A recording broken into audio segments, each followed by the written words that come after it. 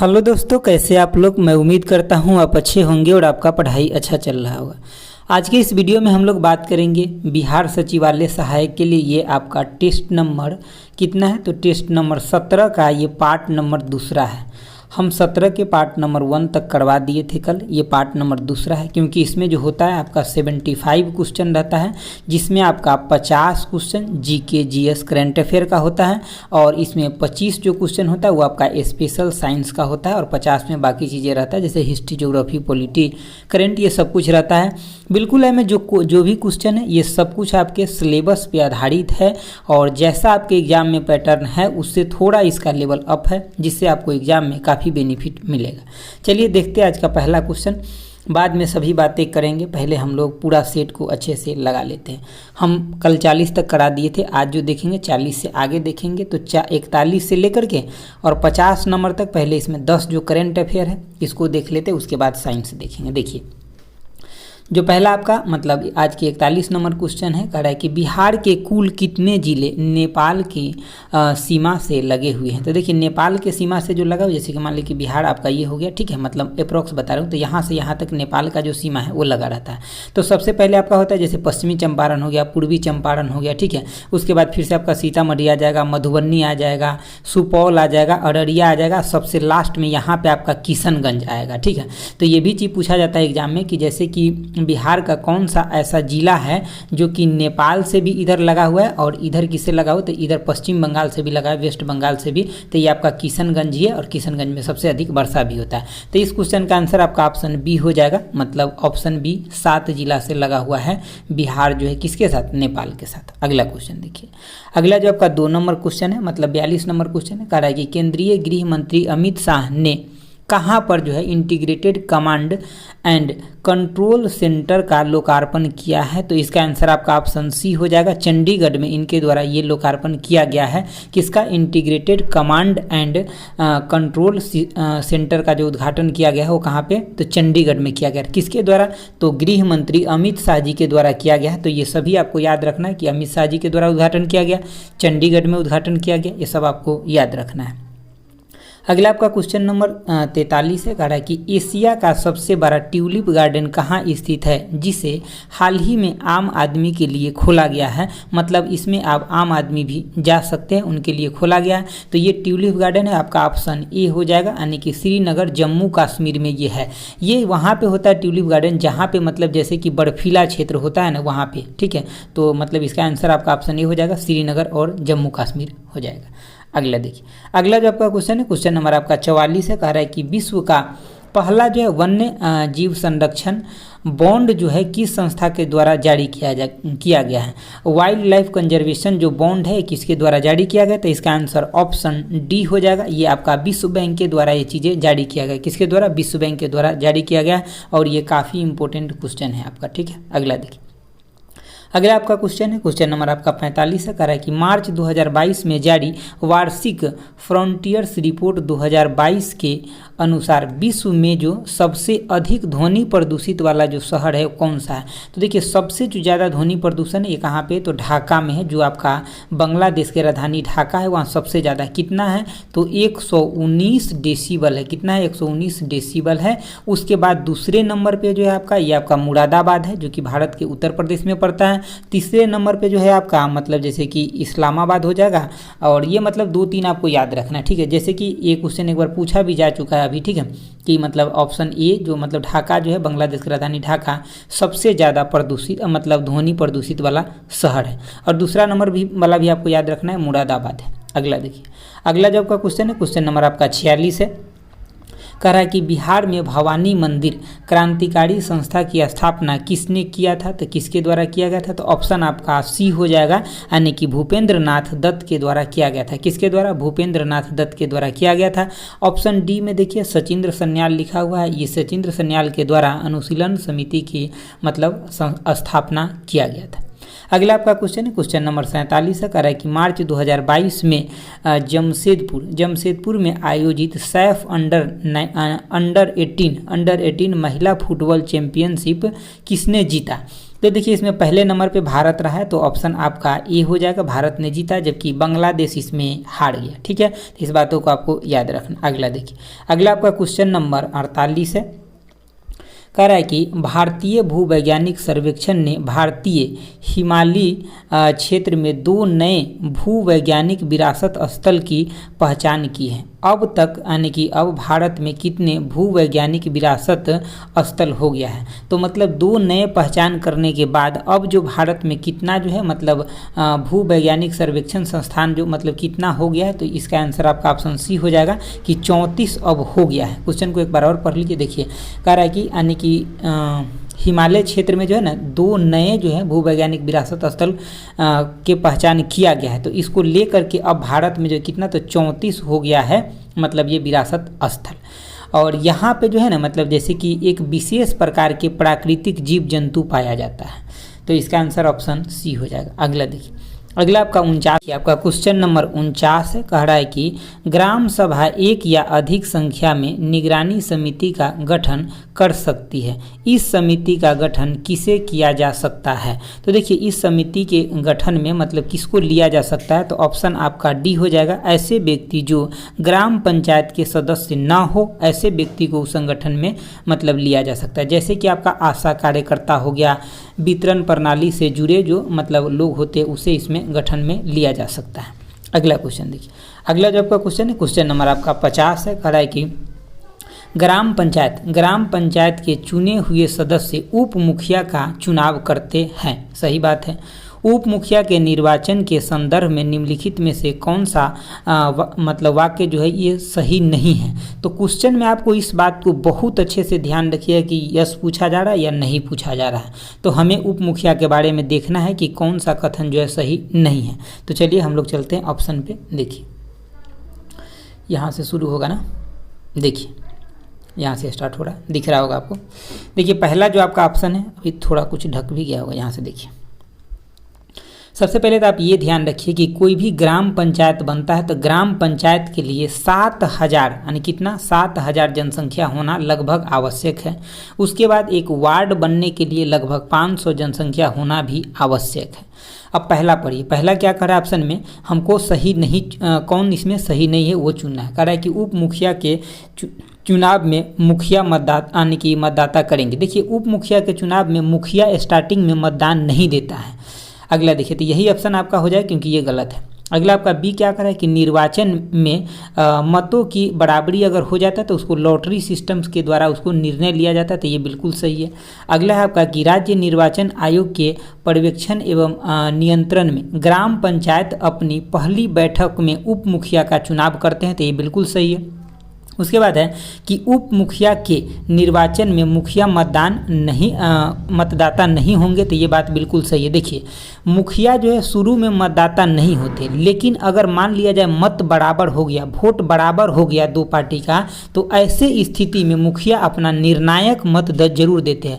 जैसे कि आप संसद पढ़े होइएगा तो लोकसभा राज्यसभा, तो लोकसभा में क्या होता है कि लोकसभा के अध्यक्ष जो होते हैं वो शुरू में वोट नहीं डालते, लेकिन अगर मत जो है बराबर हो गया वहाँ पे तब वो अपना निर्णायक मत दे सकते हैं। तो उसी तरीके से उप मुखिया के चुनाव में मुखिया जो है मतदान तब देंगे जब मत निर्णायक हो जाएगा, तब मतलब दोनों बराबर हो जाएगा तब वो निर्णायक मत देते हैं। तो शुरू में वो मतलब चुनाव में भाग नहीं लेते हैं। ठीक है, तो इस क्वेश्चन का आंसर क्या हो जाएगा, ऑप्शन ए हो जाएगा। अगला देखिए, अगला जो आपका 51 नंबर क्वेश्चन है। 51 नंबर थोड़ा इसको छोटा कर लेते, कुछ कट रहा है ना, अब तो हाँ अब दिख रहा होगा। देखिए 51 नंबर क्वेश्चन कर रहा है कि लाइपेज परिवर्तित करता है। इंपॉर्टेंट क्वेश्चन है, यहाँ 4-5 चीज़ें बताऊंगा, ध्यान से सुनिएगा। देखिए लाइपेज परिवर्तित करता है तो किसको, तो लाइपेज जो है यानी कि वसीय अम्ल को ग्लिसरीन में कन्वर्ट करता है। यहाँ पे सही कर लीजिएगा, इसको काट करके वसीय अम्ल कर लीजिएगा जो मैं लिख दिया हूँ। वसीय अम्ल को क्या करता है, ग्लिसरीन में ये परिवर्तित कर देता है लाइपेज। लाइपेज का काम होता है क्या कि वसा का पाचन करना, यही लाइपेज का काम होता है। ठीक है, ये चीज़ें आपको याद रखना। उसके बाद ऑप्शन बी देखिए, कह रहा है स्टार्च को घुलनशील शर्करा में, स्टार्च को जो है घुलनशील शर्करा में किसके द्वारा बदला जाता है, तो ये टाइलिन एंजाइम के द्वारा बदला जाता है। और टाइलिन एंजाइम जो है कहाँ से, तो हमारे लार ग्रंथि से निकलता है। टाइलिन का एक और नाम क्या है, तो अल्फा एमाइलेज भी टाइलिन को बोलते हैं। और कई बार टाइलिन के जगह आपको अल्फा एमाइलेज ही ऑप्शन में मिलेगा, तो आपको याद रखना है। देखिए अगला जो आपका कि जैसे कि प्रोटीन को पॉलीपेप्टाइड में जो बदलता है तो किसके द्वारा बदला जाता है, तो इसके लिए दो एंजाइम होता है, एक तो आपका ट्रिप्सिन होता है और एक आपका पेप्सिन होता है। लेकिन एक बार एग्जाम में ये क्वेश्चन पूछा गया है कि प्रोटीन को जो पॉलीपेप्टाइड में बदलता है वो कौन सा एक एंजाइम है जो पैनक्रिया से निकलता है। तो देखिए ये दोनों एंजाइम काम तो सेम है दोनों का, प्रोटीन को पॉलीपेप्टाइड में बदलना, लेकिन ट्रिप्सिन जो है आपका पैनक्रिया से निकलता है। से निकलता है, पैनक्रिया से निकलता है, जबकि पेप्सिन आपका स्टोमेच से निकलता है। तो ये आपको ध्यान रखना है। दोस्तों बहुत टाइम निकाल करके थोड़ा सा आपके लिए, बहुत कोशिश करके आपके लिए थोड़ा टाइम निकाल करके वीडियो बनाते हैं, क्योंकि बहुत अच्छा ये सेट का क्वेश्चन है, ये ऑफलाइन टेस्ट सीरीज का है। तो आप कोशिश कीजिए कि इसका पूरा फायदा उठाएं और अच्छे से ध्यानपूर्वक सभी को देखें, समझे बातों को। देखिए इसे आपको लाभ मिलेगा 100%, हम कह रहे हैं ना, आपको 100% लाभ मिलेगा एग्जाम हॉल में।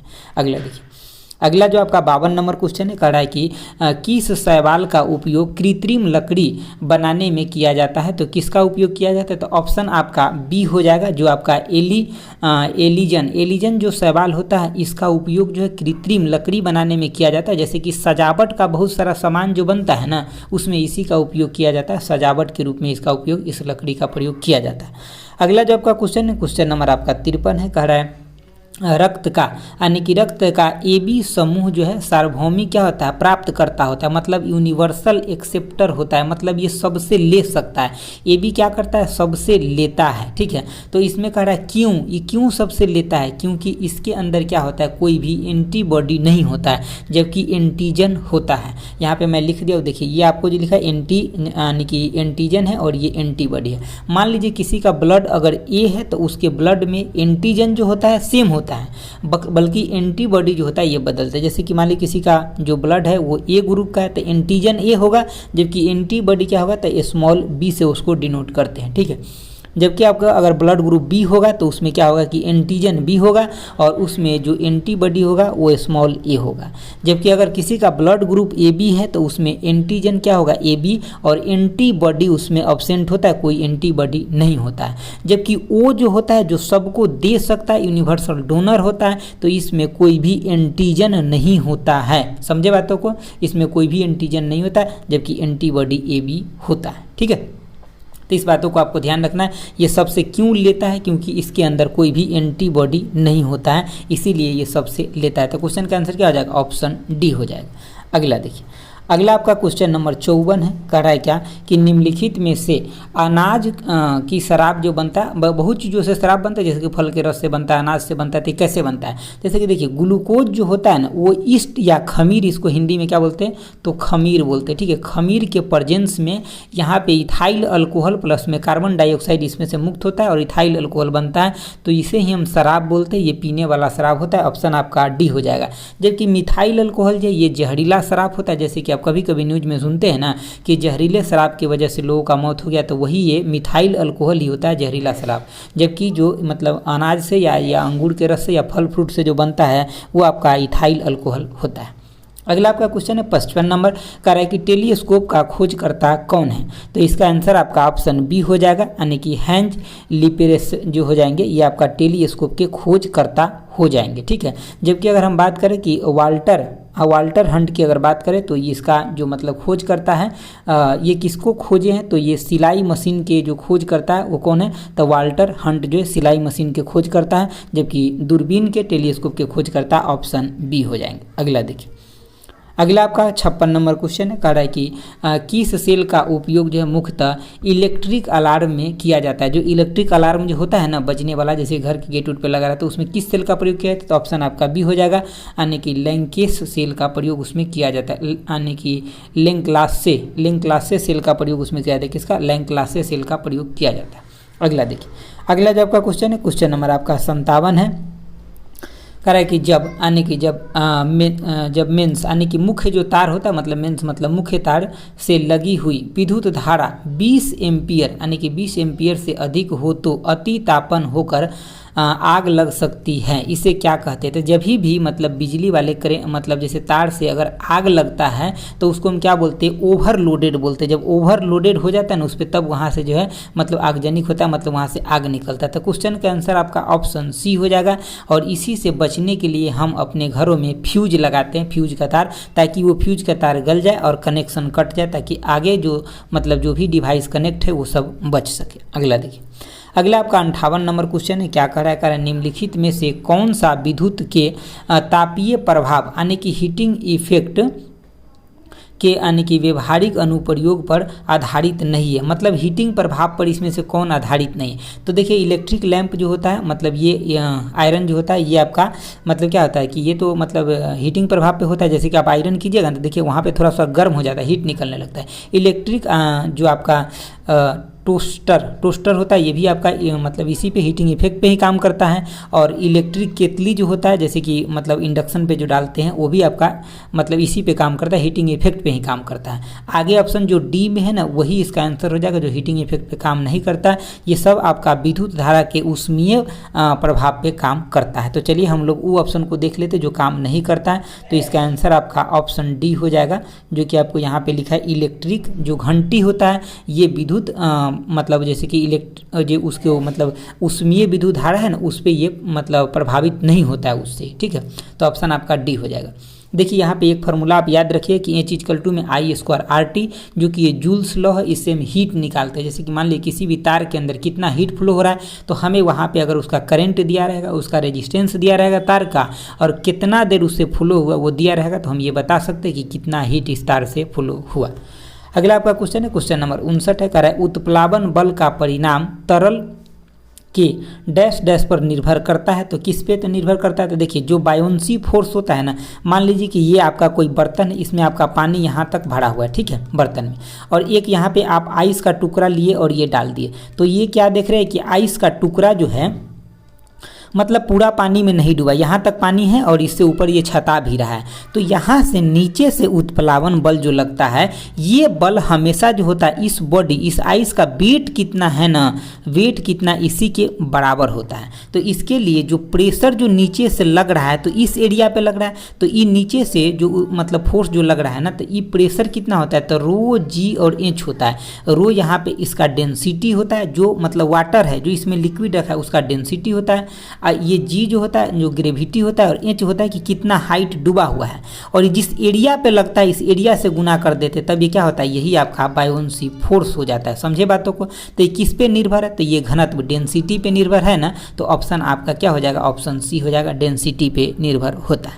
अगला देखिए दोस्तों, अगर आपको अच्छा लग रहा है तो एक बार लाइक करिए और दोस्तों के साथ शेयर कर दीजिएगा, ठीक है। चलिए आगे देखते हैं, बिना कोई टाइम खराब किए हुए आपको मतलब सब कुछ मतलब अच्छा से कराने का कोशिश करते हैं, हमसे जितना हो सकता है, ठीक है। अगला देखिए 60 नंबर क्वेश्चन है कि निम्नलिखित में से कौन से पदार्थ में उच्चतम जो है प्रतिरोधकता होता है? तो एबोनाइट जो होता है ना, ऑप्शन ए हो जाएगा। एबोनाइट के क्षण में सबसे ज़्यादा प्रतिरोधकता होता है। कितना? तो लगभग 10 के पावर 15 से लेकर के और 17 तक, इतना ज़्यादा इसमें रेजिस्टिविटी होता है। जबकि अगर हम बात करें तांबा का, तो इसमें बहुत कम रेजिस्टिविटी होता है, तभी तो हम इसको इलेक्ट्रिक तार के लिए यूज करते हैं। तो इसका कितना होता है? 1.62 इंटू 10⁻⁻8 होता है। जबकि ये में देख रहे हैं क्या 15 और 17 प्लस में हो रहा था, ठीक है। नाइक्रोम की बात करें तो इसका कितना होता है? तो 100 इंटू में 10⁻⁻6 होता है, ठीक है। हीटर में इसका यूज करते हैं इस तार का। और कांच की बात करें तो 10 के पावर 10 से लेकर कर 10 के पावर 14 तक ग्लास का जो होता है क्या, तो प्रतिरोधकता। अगला देखिए, अगला जो होता है आपका 61 नंबर क्वेश्चन है। कराए डैश डैश हवा में नमी की अवशोषण प्रक्रिया है। तो जो हवा से नमी को अवशोषण करता है उस प्रक्रिया को हम क्या बोलते हैं? तो ऑप्शन आपका ए हो जाएगा, यानी कि डेल्क्वेंस बोलते हैं। इस प्रोसेस को क्या बोलते हैं? तो डेल्क्वेंस प्रोसेस बोलते हैं इसको। जो ये प्रोसेस क्या करता है कि हवा से नमी को निकाल लेता है। जबकि आपका कैपिलरी का क्या काम होता है? तो जो भी आपका द्रव होता है ना, उसको एक कैपिलरी ट्यूब में ऊपर और नीचे जाने का जो शक्ति होता है, उसी को हम क्या बोलते हैं? कैपिलरी एक्शन बोलते हैं। जैसे कि मान लीजिए कि ये आपका छोटा सा पाइप है और इसको आप किसी मतलब मान लीजिए कि कोई द्रव के अंदर डाल ले, तो कोई ऐसा द्रव होगा जो कि ऊपर तक चढ़ जाएगा, कोई ऐसा द्रव होगा जो नीचे आ जाएगा। तो ये होता है, जैसे कि मान लीजिए कि द्रव का डेंसिटी अगर कम होता है घनत्व ना, तो ये ऊपर चढ़ जाता है, और बहुत ज़्यादा होता है, जैसे पाड़ा उड़ा में अगर डाल दीजिएगा, जो पाड़ा होता है उसमें अगर नली को डाल दीजिएगा तो ये नीचे की तरफ ही बन जाता है। तो ये क्वेश्चन का आंसर क्या हो जाएगा, ऑप्शन ए हो जाएगा।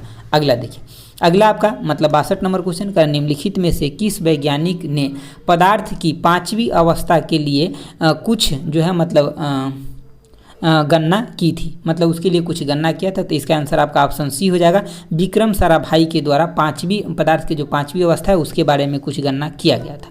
अगला आपका क्वेश्चन है, क्वेश्चन नंबर आपका 63 है। कह रहा है कि डाल्टन का परमाणु सिद्धांत निम्न में से किसके लिए एक स्पष्टीकरण प्रदान करता है। तो देखिए यहाँ पे जो क्वेश्चन आता है तो सबसे ज़्यादा जो लोग कन्फ्यूज करते हैं, ये निश्चितता अनुपात जो है ना, ये याद नहीं रहता आपको, तो इसीलिए हम इसको यहाँ पे घेरे हुए, आपको अच्छे से याद रखना। क्वेश्चन आंसर ऑप्शन बी हो जाएगा कि परमाणु संरक्षण और निश्चितता अनुपात का नियम जो होता है ये होता है, ठीक है। इसी को स्पष्टीकरण प्रदान करता है कौन, तो डाल्टन का परमाणु सिद्धांत जो है ये।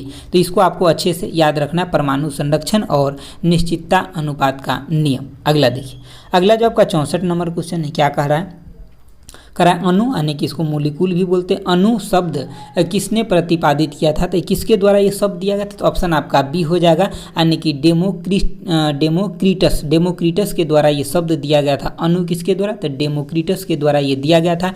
जबकि जॉन डाल्टन के द्वारा परमाणु सिद्धांत और रदरफोर्ड के द्वारा केंद्रक का खोज किया गया था और जे थॉमसन के द्वारा इलेक्ट्रॉन का खोज किया गया था। अगला आपका क्वेश्चन है, क्वेश्चन नंबर 65 है और इम्पोर्टेंट लगा लीजिए, यहाँ से क्वेश्चन बनता है एग्जाम में। कह रहा है कि सहसंयोजी आबंध के दो अणुओं के बीच जो यानी कि आबंध की अधिकतम संख्या कितना होता है। तो सबसे पहले बात, आप कोवलेंट बाउंड की बात करते थे, एक चीज याद रखिएगा कि ये इलेक्ट्रॉन के साझेदारी से बनता है कोवलेंट बाउंड, और ये आपका नॉन मेटल के बीच में ही बनता है। जैसे कि हम उदाहरण के लिए अगर नाइट्रोजन लेते N2, तो इसमें जो है मतलब साझेदारी इसका कैसा होगा, था 3 गो बाउंड, मैक्सिमम 3 गो बाउंड बनता है इसका। तो ये साझेदारी कैसे कर, जैसे कि नाइट्रोजन हो गया, नाइट्रोजन तो इसके अंदर जो बाह्यतम कक्षा में कितना 5 इलेक्ट्रॉन बचा है, तो 3 गो यहाँ और 2 गो यहाँ डालिए, इसका भी 3 गो यहाँ डालिए और 2 गो यहाँ डालिए। अब ये 3 गो के साझेदारी कर लेगा तो इसके पास भी 8 गो हो गया और इसके पास भी 8 गो हो गया, तब मतलब दोनों क्या हुआ, बारी बारी से स्टेबल हो गया। तो यहाँ से क्वेश्चन क्या बनता है कि कितने अधिकतम बाउंड बना सकता है, तो 3। कितने इलेक्ट्रॉन शेयर कर रहा है, तो 6 गो इलेक्ट्रॉन शेयर कर रहा है, ठीक है। लेकिन कितने जोड़ा इलेक्ट्रॉन, तो 3 जोड़ा इलेक्ट्रॉन को शेयर कर रहा है। उसी तरह से आयोनिक बॉन्ड होता है, तो आयोनिक बॉन्ड जो होता है ये मेटल और नॉन मेटल के बीच में बनता है, जबकि ये इलेक्ट्रॉन के ट्रांसफर से बनता है। दोस्तों कुछ दोस्तों ने कमेंट किए हैं कि सर आप ऐसा कीजिए, ऑप्शन ए को इस साइड लिखिए, सी को इस साइड और बी डी को इस साइड। दोस्तों इतना ही PDF में जगह नहीं रहता है, इसीलिए हम सोचते हैं जो खास इंपॉर्टेंट पॉइंट है ना वो हम लिख देंगे ना, लेकिन बोलते हैं उस समय आप केयर कीजिएगा तो आपको सब कुछ समझ में आ जाएगा। नहीं तो दोनों साइड में लिखने के चक्कर में होगा क्या कि अच्छा से लिखा ही नहीं पाएगा, उतना जगह नहीं रहता है। जो जगह रहता है उसका हम यूटिलाइज करने का कोशिश करते हैं और उसमें सिर्फ वो पॉइंट लिखने का कोशिश करते हैं जो आपके एग्जाम पॉइंट ऑफ व्यू से बहुत ही ज़्यादा काफ़ी महत्वपूर्ण है। हम ये बोल के भी आपको सुना सकते हैं, लेकिन लिख के भी इसलिए लाते हैं ताकि हम बोलते भी रहेंगे और आप उस पर नज़र भी डालते रहेंगे, तो वो आपके दिमाग में अच्छे से सेट हो जाएगा। और जब आप एग्जाम में जाएंगे ऐसे क्वेश्चन पढ़ेंगे तब आपको वहाँ पे क्लियरिटी ज़्यादा महसूस होगा। अगला देखिए, अगला आपका 66 नंबर क्वेश्चन है, कह रहा है कि हैलोजन के उच्चतम इलेक्ट्रॉन बंधुता जो होता है वाले तत्व कौन सा है। तो हैलोजन श्रेणी, देखिए हैलोजन जो होता है ये 17वें ग्रुप में आता है और इसका जो मतलब सबसे ज़्यादा जो इलेक्ट्रॉन एफिनिटी होता है वो किसका होता है, तो क्लोरीन का। हम एक बार आपको बता देते, जैसे कि 17 नंबर का जो ग्रुप होता है इसमें क्या होता है, तो फ्लोरीन होता है, क्लोरीन होता है, ब्रोमीन होता है, आयोडीन होता है, तो ये सब होता है इसमें, ठीक है। तो इसमें जो जैसे कि आपको सबसे ज़्यादा यहाँ इलेक्ट्रॉन एफिनिटी पूछेगा, मतलब यहाँ पे देखिए नीचे वाला तीनों को सेम रखिएगा, जो नीचे वाला है उसको सेम, ये दोनों में खाली चेंजमेंट आएगा। क्या आएगा चेंजमेंट हम बताते हैं। जैसे कि इलेक्ट्रॉन एफिनिटी यानी कि इलेक्ट्रॉन बंधुता पूछेगा तो क्लोरीन का ज़्यादा, इसका मैक्सिमम होता है। लेकिन अगर आपसे ये पूछ ले कि विद्युत ऋणात्मकता किसका ज़्यादा होता है, ठीक है, तब वो किसका होता है, फ्लोरीन का ज़्यादा होता है। किसका होता है, फ्लोरीन का मैक्सिमम हो जाता है। तो ये यहाँ पे हम लिख दिए कि देखिए ये है आपका इलेक्ट्रॉन एफिनिटी के लिए यानी कि इलेक्ट्रॉन बंधुता के लिए ये सीरीज चलता है, सबसे ज़्यादा क्लोरीन, तब फ्लोरीन, तब ब्रोमीन, तब आयोडीन। लेकिन यहीं पे अगर विद्युत ऋणात्मकता पूछ देगा सबसे ज़्यादा, तब आपका फ्लोरीन, क्लोरीन, ब्रोमीन, आयोडीन इस सीक्वेंस में चलेगा। सबसे ज़्यादा फ्लोरीन का, तब क्लोरीन, तब ब्रोमीन, तब आयोडीन। इसको सीक्वेंस के अच्छे से याद रखिए, इन चीज़ों को एग्जाम में पूछता है। और थोड़ा भी आप इधर उधर कीजिएगा ना तो सीधे गलत लगाइएगा, और गलत का परिणाम क्या होता है, जो आपको 1 नंबर प्लस आ रहा था वो अब आपका क्या होगा कि इसमें और भी 0.33 घट जाएगा, मतलब 1.33 नंबर का आपको लॉस हो जाएगा। और ये मेरिट या रिजल्ट से बाहर करने के लिए काफ़ी है। समझे बातों को? तो इन सभी बातों पे आपको ध्यान रखना। अगला देखिए, अगला आपका 67 नंबर क्वेश्चन है, कह रहा है कि कैल्शियम फॉस्फेट का आणविक सूत्र जो होता है, मतलब इसमें कौन सा ये आपको बताना है। तो ऑप्शन आपका ये हो जाएगा, कैल्शियम फॉस्फेट में आपका 3 गो कैल्शियम होता है और PO4 के मतलब होल ट्वाइस होता है। तो इसको आपको याद रखना है। और ये सबसे ज़्यादा आपका दांत और हड्डी में पाया जाता है, लगभग ये 85% हिस्सा होता है दांत और हड्डी का। अगला क्वेश्चन देखिए, अगला आपका 68 नंबर क्वेश्चन कह रहा है कि हाइड्रोजन परिवार का प्रत्येक सदस्य पिछले सदस्य से डैश डैश समूह द्वारा अलग होता है। तो किसके द्वारा? तो इसका आंसर आपका ऑप्शन ए हो जाएगा, यानी कि मेथिलीन के द्वारा अलग होता है। लेकिन हम थोड़ा समझा भी देते, समझने का कोशिश कीजिए। अल्कीन के फॉर्मूला क्या होता है? अल्केन बोल दी अल्केन के, तो CnH2n प्लस में 2 ये होता है अल्केन का, जो AN होता है उसका, ठीक है, अल्केन का। और अल्कीन पूछ दे तो CnH2n होता है। तो ये होता है ये हुआ अल्केन, ये होता है अल्कीन, KENE अल्कीन। एक होता है अल्काइन जो होता है CnH2n माइनस में 2 होता है, तो ये होता है अल्काइन, KYNE अल्काइन होता है, ठीक है। तो देखिए अभी हमें अल्कीन से चलना है। तो देखिए यहाँ CN के जगह 1 लीजिए तो क्या हो जाएगा, CH4 हो जाएगा। 2 लीजिएगा तो C2 और H कितना हो जाएगा, तो 2 लीजिएगा तो यहाँ पे 4 और 2 6 हो जाएगा, तो 6 हो जाएगा। जब 3 लीजिएगा तो क्या हो जाएगा, C3 और H 8 हो जाएगा। तो इस तरीके से जब देखिए एक से आप दूसरे की तरफ बढ़ते हैं, एक हाइड्रोजन परिवार से दूसरे की तरफ बढ़ते हैं, तो यहाँ पे आपको क्या CH2 मिला ना, तो इसी CH2 को क्या बोलते हैं यहाँ पे, तो मेथिलीन बोलते हैं। तो ऑप्शन आपका क्या हो जाएगा, ए हो जाएगा। फिर यहाँ से यहाँ बढ़िएगा तो फिर ऐसे ही CH2 मिलेगा। समझ गए बातों को? आगे देखिए, ये चीज़ हम यहाँ पे लिख भी दिए थे। अगला आपका क्वेश्चन नंबर जो होगा, क्वेश्चन नंबर आपका 69 हो जाएगा। देखिए 69 नंबर क्वेश्चन क्या कर रहा है कि इक्वेटोरियन प्लेट पर कोशिका के केंद्र में जीवाणुओं का जो होता है संरेख माइटोसिस के किस चरण का गठन करता है, माइटोसिस के किस चरण का गठन करता है। तो इसका आंसर आपका ऑप्शन सी हो जाएगा, मेटाफेज का गठन करता है।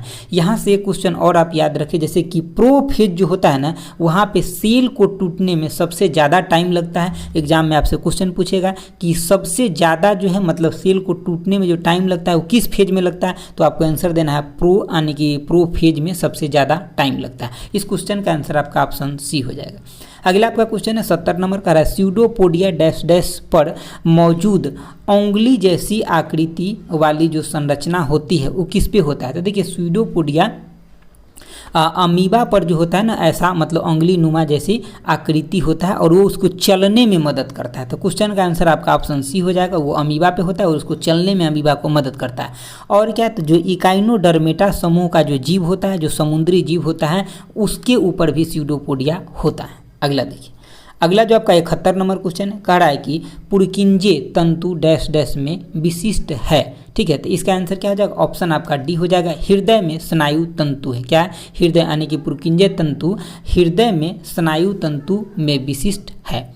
अगला आपका 72 नंबर क्वेश्चन है, कह रहा है कि जाइरोस्कोप के सिद्धांत का प्रयोग डैश डैश में नहीं किया जाता है। तो देखिए एक्चुअली जाइरोस्कोप का प्रयोग किया जाता है जो भी मूविंग चीज़ होता है ना, जैसे कि हेलीकॉप्टर हो गया, एरोप्लेन हो गया, तो इस सब में जाइरोस्कोप का प्रयोग किया जाता है। डायरेक्शन को चेंज करने के लिए इसका मेन यूज होता है। ठीक है, तो देखिए यहाँ पे कंप्यूटर का माउस है, तो कंप्यूटर के माउस में जब ये घिरनी जो लगा होता है ना, उसके द्वारा हम डायरेक्शन को चेंज करते हैं। तो इसका आंसर ये तो नहीं होगा, मतलब ये सही है, तो यहाँ पे गलत पूछा जा रहा है। ये स्मार्टफोन में भी ये सुविधा होता है, रेसिंग कार में भी ये चीज़ें होता है, लेकिन इंक जेट प्रिंटर में जाइरोस्कोप जो है सिद्धांत का प्रयोग नहीं किया जाता। तो ऑप्शन आपका सी हो जाएगा। अगला देखिए, अगला जो आपका 73 नंबर क्वेश्चन है, देखिए 73 नंबर क्वेश्चन कह रहा है कि परागन यानी कि पोलिनेशन के बाद क्या होता है। तो यहाँ शब्द से आपके साथ खेल गया है, कह रहा है कि यानी कि उर्वरन के ही मतलब होता है निषेचन। यहाँ देखिए परागन यानी कि पोलिनेशन के बाद जो होता है क्या होता है, तो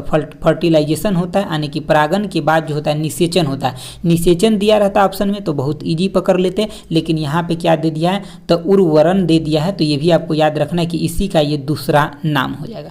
अगला आपका 74 नंबर क्वेश्चन है, कह रहा है कि अंडे को अंडाशय से गर्भाशय तक किसके द्वारा ले जाया जाता है। तो अंडे को जो है अंडाशय से गर्भाशय तक जो ले जाया जाता है वो आपका सिंपल वर्ड में बोले तो अंडवाहिनी के द्वारा या फलोपियन ट्यूब के द्वारा ऑप्शन रहता है, लेकिन यहाँ थोड़ा ऑप्शन को घुमाया गया है जो कि आपको बीज वाहिका कर दिया गया है। ठीक है, तो इस क्वेश्चन का आंसर आपका ऑप्शन ए हो जाएगा।